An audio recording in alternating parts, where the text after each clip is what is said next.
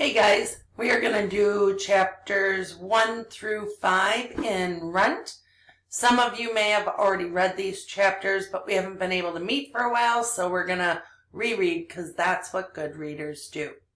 All right. Runt. Chapter 1. Spring comes late to the forests of northern Minnesota. Geese soar from the south only to stand flat-footed on frozen lakes, complaining loudly to one another. Bears, groggy and cross, that means mad, emerge to the world still cloaked in snow. Deer search in vain for tender shoots. That means they're trying, but it's really not working. Yet the wolf pups pushing their way into the world found their den warm and dry and welcoming. Their silver mother greeted them one by one, drying wet fur with her tongue and messaging breath into each tiny body. And though their eyes were sealed, their ears folded tightly against their heads, she could guess already what place each would take in the pack. Leader, she named the first brown pup, a vigorous male. The second, a female, she called Sniffer, and she gave Sniffer's twitchy nose an extra lick. Another female arrived with spindly legs already in motion. Runner, Silver said, you will be swift and sure-footed, and the pack will need you. Then she drew the pup toward her nurturing body. The fourth emerged with his brow furrowed. Thinker, said Mother fondly, licking his forehead smooth.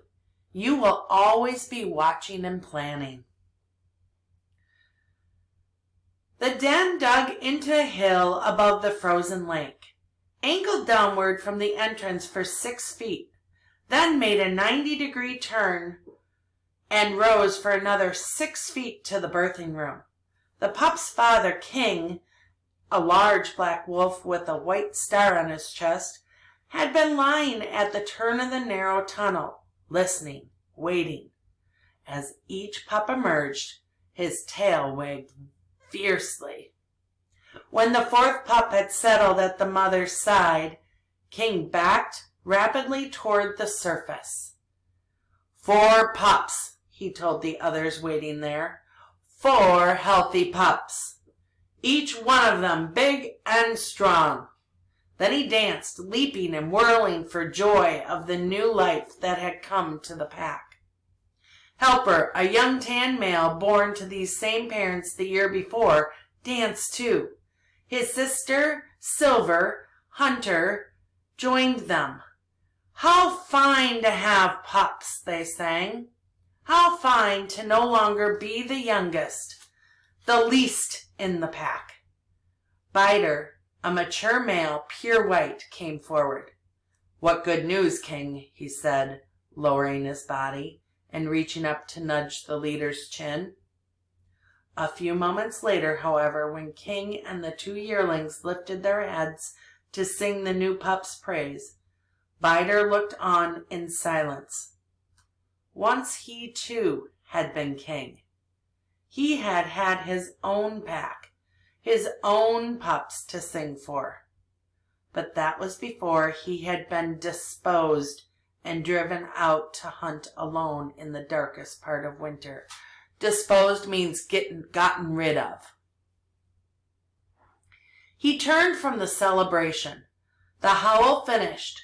King crawled once more into the den to check on his new family. Leader, Sniffer, Runner, Thinker. What splendid pups! This time, though, he stopped, puzzled. Halfway between the entrance and the birthing room. What was that new smell? He strained to see in the deep dark of the den.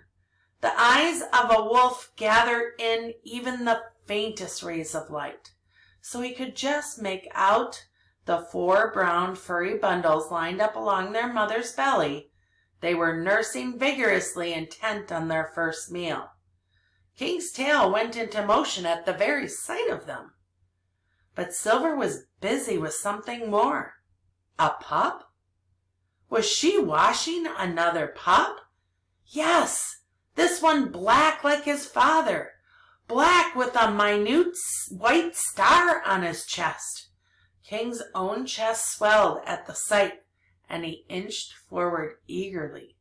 A look-alike son? What name would his mate choose for this son who wore his black fur and white star? But Silver offered no name. She only went on licking. King scooted forward further to check his son himself. He sniffed the new pup from nose to tail, tail to nose again, then drew back slowly. Something was wrong.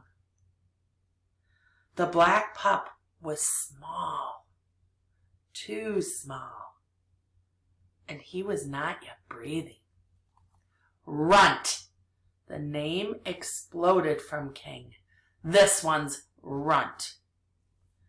The world beyond the den was a good one, but it was hard. Only the strongest, the best, the most intelligent and competent survived in it, and sometimes not even then. 2 of the pups in the litter last had died before they ever emerged from the den. Their mother had taken them one at a time off into the forest to bury them. Would she be doing this same thing again? At last, under Silver's persistent tongue, the black pup took a breath, then another. Air filled his tiny lungs just as it did his brothers and sisters. And his mother drew him gently toward her belly to begin to nurse. Only then did Silver acknowledge her mate and the name that had sprung unbidden from his lips. He may be Runt for now, she said, laying her chin against this latest arrival.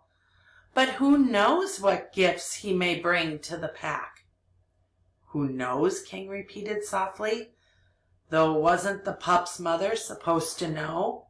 She always had before. Maybe, he added, you have a better name? Silver was silent for a long time. No, she said at last, I know no other, not yet. Which only confirmed King's fears. His son was marked for death. The pup's father looked long and hard at his 5 offspring, especially at the last, the one whose black fur and white star filled him with such love. Then, tail wagging more slowly this time, he backed toward the surface to carry his further news to the pack. Leader, sniffer, runner, thinker, 4 fine pups. And Runt. Now there was Runt.